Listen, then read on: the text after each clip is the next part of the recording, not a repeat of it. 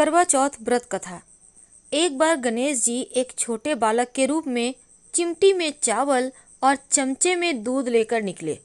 वे हर किसी से कह रहे थे, कोई मेरी खीर तो बना दो, कोई मेरी खीर बना दो। एक बुढ़िया बैठी थी, उसने कहा, ला मैं बना दूं। वह छोटा सा बर्तन चढ़ाने लगी।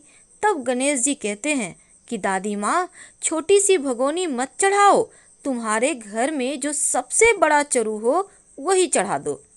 बुढ़िया ने वही चढ़ा दिया। अब वह देखती रह गई कि वह तो पूरा भर गया है। गणेश जी ने कहा, दादी माँ, मैं नहा कर आता हूँ। खीर तैयार हो गई तो बुढ़िया के पोते पोती खीर खाने के लिए रोने लगे। तब बुढ़िया ने कहा कि गणेश जी आपके भोग लगना, कहकर चूल्हे में थोड़ी सी खीर डाली और कटोरे भर भर कर बच्चों को दे दी। पड़ोसन ऊपर से देख रही थी तो बुढ़िया ने सोचा यह चुगली खा देगी, सो कटोरा भरकर उसे भी पकड़ा दी। अब बेटी की बहू ने चुपके से एक कटोरा खीर खाई और कटोरा चक्की के नीचे छुपा दिया। अब भी गणेश जी नहीं आए तो बुढ़िया को बहुत भूख लग रही थी। एक कटोरा खीर का भरकर किवाड़ के पीछे बैठकर एक बार फिर कहा, जय गणेश जी, आपके भोग लगना, और खाना शुरू कर दिया। तभी गणेश जी आ गए तो बुढ़िया कहती है, अरे गणेशिया, खीर खा ले, मैं तो तेरे ही राह देख रही थी। तब गणेश जी ने कहा, दादी माँ, मैंने तो खीर खा ली। बुढ़िया ने कहा, कब खाई? गणेश जी ने कहा, जब तेरे पोते पोती ने खाई तब खाई, जब तेरी पड़ोसन ने खाई तब खाई, जब तेरी बहू ने खाई तब खाई, और जब तूने खाई तो पेट पूरा ही भर गया। बुढ़िया ने कहा, बेटा, और सारी बात तो सच है, पर बहू बिचारी का तो नाम मत लेवो, वो तो सुबह से काम में लग रही है, उसने खीर कब खाई भला?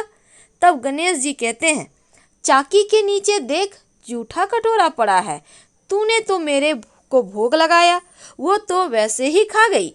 बुढ़िया ने कहा, बेटा, घर की बात है, घर में ही रहने दो। अब बताओ कि बची हुई खीर जो है उसका क्या करूं? तब गणेश जी कहते हैं, नगरी में जिमा दे। लोगों को न्योता दिया तो सब लोग हंसने लगे और बोले, कल तक तो खाने का पता नहीं था, आज नगरी जिमाएगी। फिर भी लोग आए और ठाठ से जिमे। नगरी जिमा दी, तब भी चरु पूरा ही भरा था। राजा को पता लगा तो बुढ़िया को बुलाया और कहा, क्यों बुढ़िया, ऐसा चरु तेरे घर अच्छा लगे या हमारे घर? बुढ़िया ने कहा कि राजा जी आप ले लो।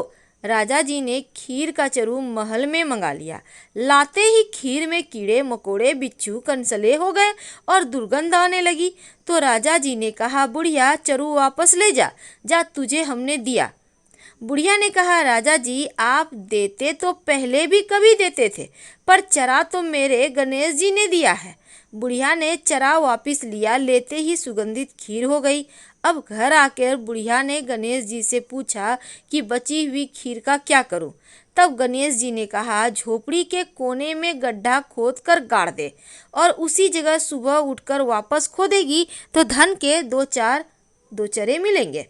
ऐसा कहकर गणेश जी अंतर्ध्यान हो गए और जाते समय झोपड़ी के लात मारते गए तो झोपड़ी के स्थान पर महल हो गया। अब सुबह बहू ने फावड़ा लेकर पूरे घर को खोद दिया तो कुछ भी नहीं मिला। तो बहू ने कहा, सासू जी, थारो गणेश जी तो झूठो है। सास ने कहा, बहू, हमारो गणेश जी झूठो तो नहीं है, ला मैं देखूं। और वह सुई लेकर खोदने लगी तो टन टन करते दो धन के चरे निकल आए। बहू ने कहा, सासू जी, गणेश जी तो साचे हैं।